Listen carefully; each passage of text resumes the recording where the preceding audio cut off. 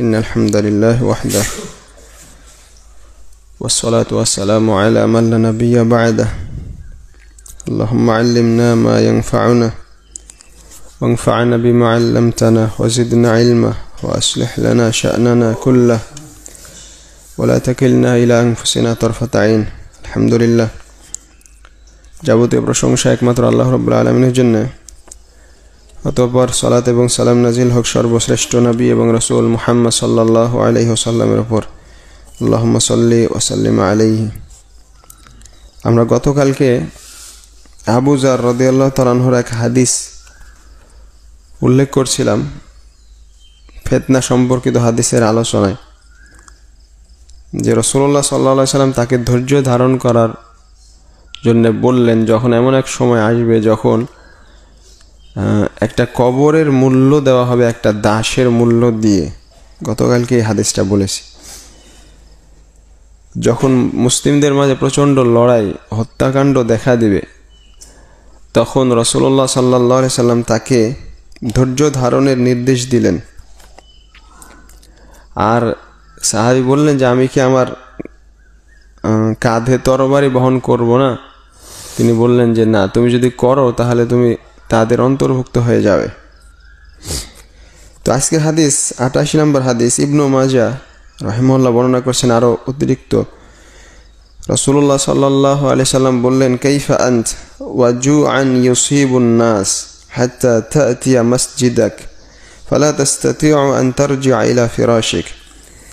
যে তখন তোমার অবস্থা কেমন হবে যখন মানুষদের কাছে আসবে প্রচণ্ড ক্ষুধা, এত ক্ষুধা হবে, মানুষ এত খাওয়ার সংকটে পড়বে। হাত্তা তা'তিয়া মসজিদাক ফালা তাস্তাতিউ আন তারজি'a ইলা ফিরাশিক। যে তুমি মসজিদে আসবে, আসার পরে তুমি তোমার আবার বিছানায় ফিরে যাবে এই সক্ষম হবে না। ক্ষুধা, এত খাদ্য সংকট দেখা দেবে। ওয়ালা তাস্তাতিউ আন তাকুমা মিন ফিরাশিকা ইলা মসজিদিক। আর তুমি তোমার বিছানা থেকে মসজিদে উঠে আসবে এই শক্তি পাবে না, এতই ক্ষুধার যন্ত্রণা থাকবে।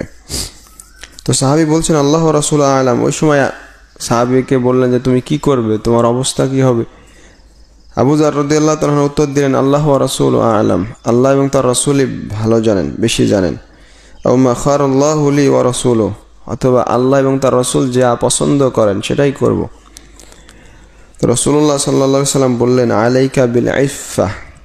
ইফফা মানে তাআফফাফ আনিদ দাম। যে তুমি তখন রক্ত থেকে নিজেকে মুক্ত করবে, মানে অন্যের সাথে লড়াই করা, রক্তপাত করা থেকে নিজেকে মুক্ত রাখবে, লড়াই করবে না, ফিতনাতে যুক্ত হবে না।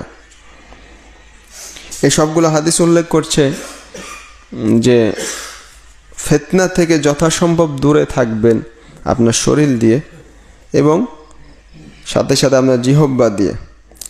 ইবনে মাসউদ রাদিয়াল্লাহু তাআলা আনহুর হাদিসে বর্ণনা করা হয়েছে, রাসূলুল্লাহ সাল্লাল্লাহু আলাইহি সাল্লাম বললেন, ইলজাম বাইতাক, তুমি তোমার বাড়িতেই অবস্থান করবে, বের হবে না।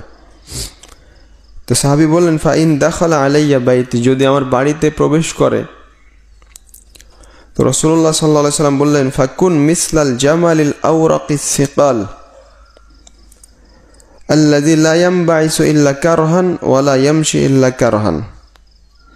যে তুমি ওই উটের মতো হয়ে যাও, যে ভারী উট বসে গেছে আর উঠে না, তাকে জোরপূর্বক ফোর্স করা ছাড়া, জোর করা ছাড়া সে উঠেও না, সে হাঁটেও না, ওই রকম হয়ে যাও। মানে ফিতনার সময় তুমি উঠবে না, ফিতনার দিকে তুমি যাবে না, ওই উটের মতো হয়ে যাও তুমি।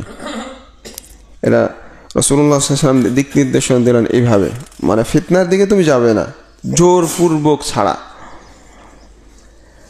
আবু দাউদের হাদিস, মিকদাদ রাদিয়াল্লাহু তাআলা আনহু মারফু ভাবে বর্ণনা করছেন যে রাসূলুল্লাহ সাল্লাল্লাহু আলাইহি ওয়াসাল্লাম বলেছেন, ইন্না সাঈদা লামান জুন্নিবাল ফিতান, ইন্না সাঈদা লামান জুন্নিবাল ফিতান। দুইবার বললেন যে সৌভাগ্যবান ওই ব্যক্তি যাকে ফিতনা ফাসাদ, ফিতনা থেকে দূরে রাখা হয়েছে, সেই সৌভাগ্যবান।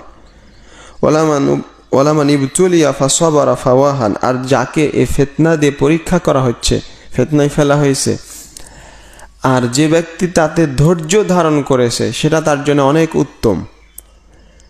তাহলে সৌভাগ্যবান হওয়ার জন্যে ফিতনা থেকে আপনি দূরে থাকবেন। আল্লাহ তাআলা যাতে আমাদেরকে সে তৌফিক দান করুন, আমিন। আর যদি ফিতনায় পড়েই যান তাহলে ধৈর্য ধারণ করবেন, এটা উত্তম। তারপরে হাদিস যে বাব মিন আমারাতিস সাআহ, এই অধ্যায় হচ্ছে কিয়ামতের আলামতগুলো সম্পর্কে কিছু হাদিস। 91 নম্বর হাদিস, সহিহ বুখারীর হাদিস। আউফ ইবনে মালিক রাদিয়াল্লাহু তাআলা আনহু বলেন, আমি তাবুক যুদ্ধের সময় রাসূলুল্লাহ সাল্লাল্লাহু আলাইহি সাল্লামের কাছে আসলাম, ওয়া হুয়া ফি কুব্বাতিন মিন আদম। এই সময় নবী সাল্লাল্লাহু আলাইহি সাল্লাম চামড়ার তৈরি এক তাঁবুর মধ্যে ছিলেন। তিনি বললেন, আমাকে বললেন, উদুদ সিত্তান বাইনা ইয়াদাই সাআহ, কিয়ামতের আগে 6টা বিষয় ঘটবে, 6টা ঘটনা ঘটবে, এটা তুমি গণনা করে রাখো। 1, তিনি বললেন মাউতি, আমার মৃত্যু, মানে রাসূলুল্লাহ সাল্লাল্লাহু আলাইহি ওয়াসাল্লামের মৃত্যু হচ্ছে কি কিয়ামতের আলামত। তিনি আর কিয়ামত একেবারে কাছাকাছি সময়, তিনি আঙ্গুল দিয়ে দেখিয়েছিলেন। সুম্মা ফাতহু বাইতুল মাকদিস, তারপরে বাইতুল মাকদিস বিজয় হবে, যেটা ওমর রাদিয়াল্লাহু তাআলা আনহু যুগে হয়েছিল। সুম্মা মাওতান ইয়াখুযু ফীকুম কাকুআসিল গানাম, তারপরে এমন মহামারী দেখা দেবে, মানুষ এমনভাবে মারা যাবে যেভাবে বকরির পালের মহামারী হয়, একেবারে সব মারা যায়, এভাবে মহামারী দেখা দেবে, নাসাল্লাহু আলাইহি। সুম্মা ইস্তিফাদাতুল মাল, তারপরে ধন সম্পদ অনেক বেশি হয়ে যাবে, ধন সম্পদের আধিক্য দেখা দিবে। হাত্তা ইউতার রাজুল মিআতা দিনারিন ফায়াজাল্লু সাখিতান, এমনকি কোনো ব্যক্তিকে 100 দিনার দিলেও সে তাতে অসন্তুষ্ট প্রকাশ করবে, সে তাতে অসন্তুষ্টি প্রকাশ করবে, মানে সন্তুষ্ট হবে না। 100 দিনারও তার কাছে কম মনে হবে, এত সম্পদের আধিক্য দেখা দিবে। সুম্মা ফিতনাতুন লা ইয়াবকা বাইতুম মিনাল আরব ইল্লা দাখালাতহু, তারপরে এমন ফিতনা আসবে যে আরবের এমন কোনো ঘর অবশিষ্ট থাকবে না যেখানে ফিতনা প্রবেশ করবে না, বরং প্রত্যেক জায়গায় ফিতনা প্রবেশ করবে। এই ফিতনা কি আমাদের ব্যাখ্যাকার বলছেন আল্লাহু আলাম, যে বর্তমান যুগে যে ইন্টারনেট, বিভিন্ন ইন্টারনেটে যে ফিতনাগুলো দেখছেন, যেখানে আপনাকে ফিতনার জন্যে বাইরে বের হওয়ার দরকার হচ্ছে না, বরং রিমোট চাপলেই, আপনার স্মার্টফোন বের করলেই সে ফিতনাগুলো আপনার বাড়িতে, সাল্লাল্লাহু আলাইহি। তো প্রত্যেক ঘরে ঘরে ফিতনা প্রবেশ করবে। রাসূলুল্লাহ সাল্লাল্লাহু আলাইহি সাল্লাম বলেছেন, সুম্মা হুদনা তাকুনু বাইনাকুম ওয়া বাইনা বানিল আসফার, তারপরে তোমাদের মাঝে, আর বানুল আসফার মানে রোমদের মাঝে যুদ্ধ বিরতি হওয়ার একটা চুক্তি হবে। আগামীকাল থেকে ইনশাআল্লাহ এই রোমদের সাথে যুদ্ধের বিস্তারিত অধ্যায় আছে, বেশ কয়েকটা হাদিস আলোচনা হবে। ফায়াকদিরুন, তারা চুক্তি করবে, করার পরে তারা আবার বিশ্বাসঘাতকতা করবে, চুক্তি ভঙ্গ করবে। ফায়াতুনাকুম তাহতা 80 গায়া তাহতা কুল্লি গায়াতিন 12 আলফান, তোমাদের বিপক্ষে লড়াই করার জন্য তারা চুক্তি ভঙ্গ করে, বিশ্বাসঘাতকতা করে তোমাদের বিপক্ষে লড়াই করার জন্যে তারা 80টা পতাকার নিচে তোমাদের বিপক্ষে হাজির হবে। প্রত্যেক পতাকার নিচে 12,000 করে সৈন্য থাকবে, এতগুলো সৈন্য হবে রোমদের, আর তাদের সাথে তোমাদের যুদ্ধ হবে। সেই যুদ্ধে মুসলিমরা বিজয় লাভ করবে। আগামীকাল থেকে এই হাদিসগুলো বিস্তারিত আসছে যে রোমদের সাথে মুসলিমদের যুদ্ধ কিয়ামতের আগে, কিছু আগে শুরু হবে। তো এই ছিল কিয়ামতের আলামত সম্পর্কে কিছু বর্ণনা।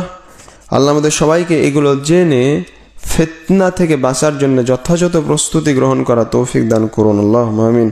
সুবহানাকাল্লাহুম্মা ওয়া বিহামদিক, আশহাদু আল্লা ইলাহা ইল্লা আনতা আস্তাগফিরুকা ওয়া আতুবু ইলাইক। আসসালামু আলাইকুম ওয়া রাহমাতুল্লাহি ওয়া বারাকাতুহু।